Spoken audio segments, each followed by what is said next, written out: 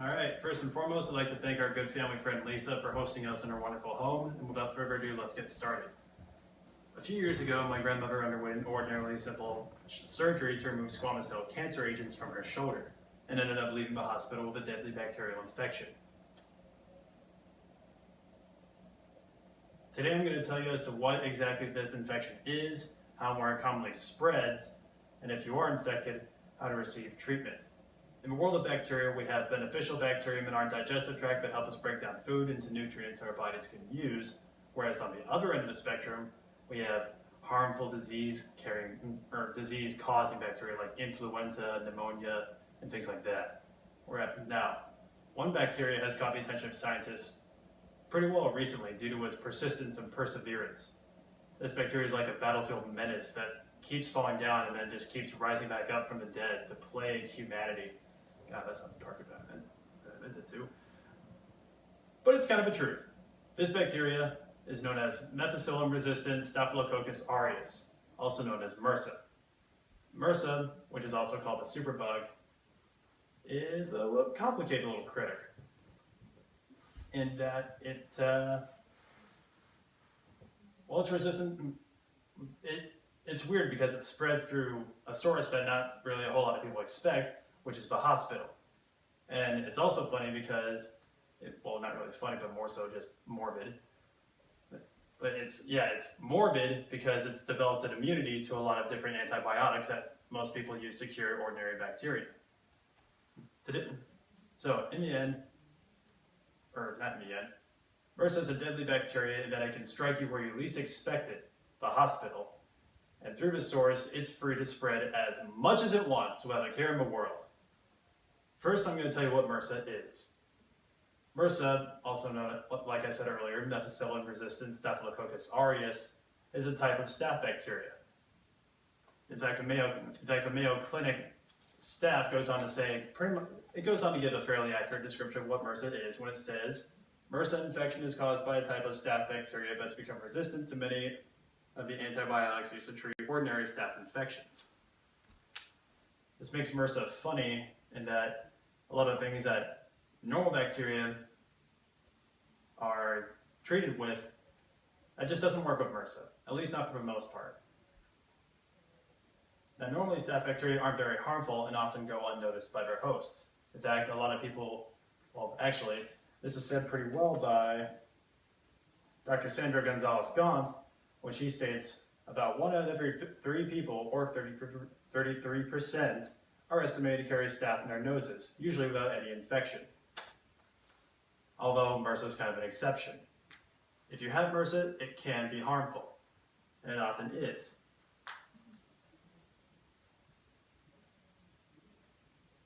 Let's see, where was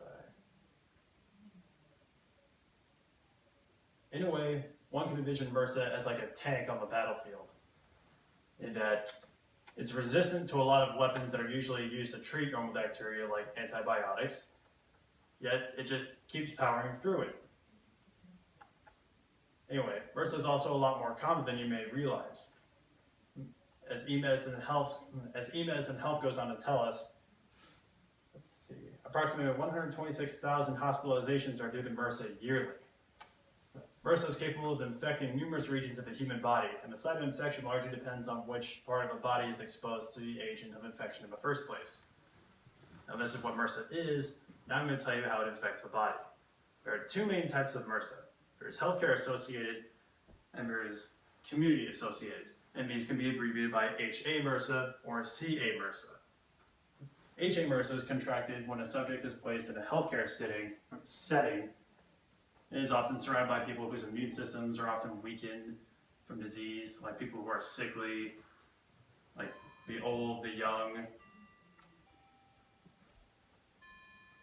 And it's also spread by contact with medical tools that have been used on previous carriers or current carriers of the disease. In fact, a pretty good example of this can be seen in a friend of mine from Phoenix. When a few years ago, she went in for surgery where she had a C-section, which is where they cut pretty much this entire portion of the lower body open where they had to operate on her. Now, at some point during this operation, she contracted MRSA, which must have been from in-queen equipment. As a result of this, she had to stay in the hospital for months. And in this process, she had to have an IV drip, she received antibiotic treatment, etc.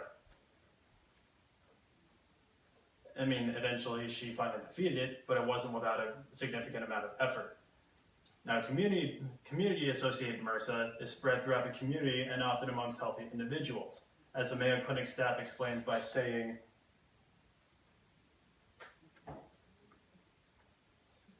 oh, wrong quote. What did they say? Oh yeah, another type of MRSA is known to spread throughout the community among healthy individuals. MRSA is very dangerous in that it severely infects more people than you may think.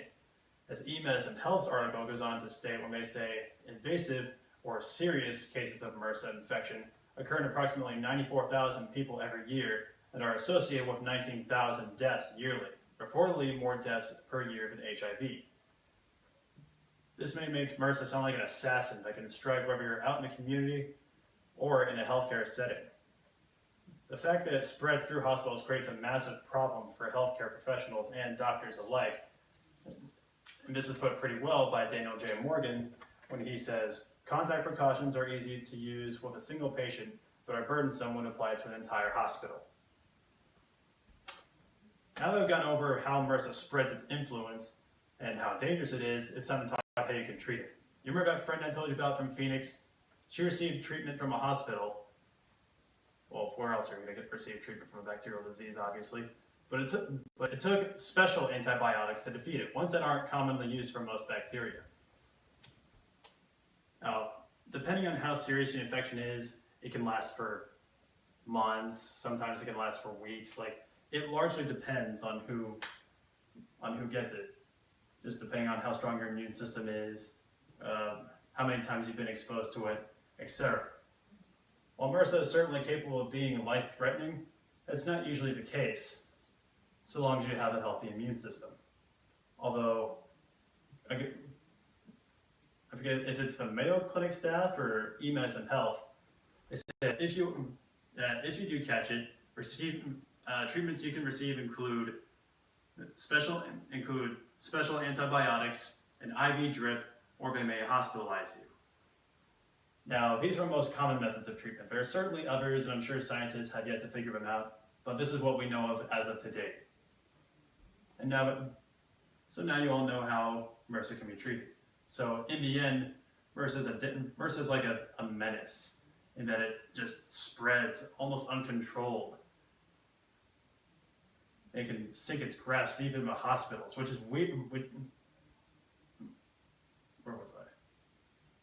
But yeah, MRSA is like a menace in that it can strike in the most unlikely and often the most trusted of places, like hospitals, and through said sources of infection, it's free to spread as much as it wants without a care in the world, reproducing and multiplying as it pleases.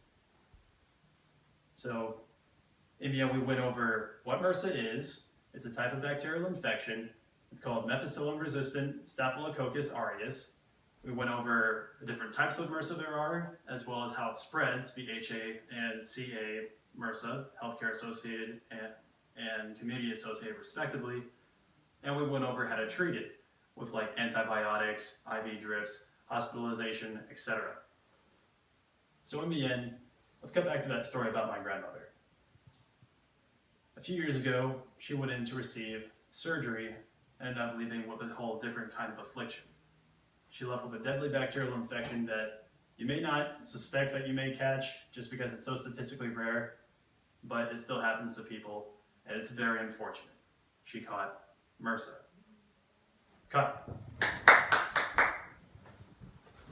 Along with that one, I was trying to do the watch move so you know we were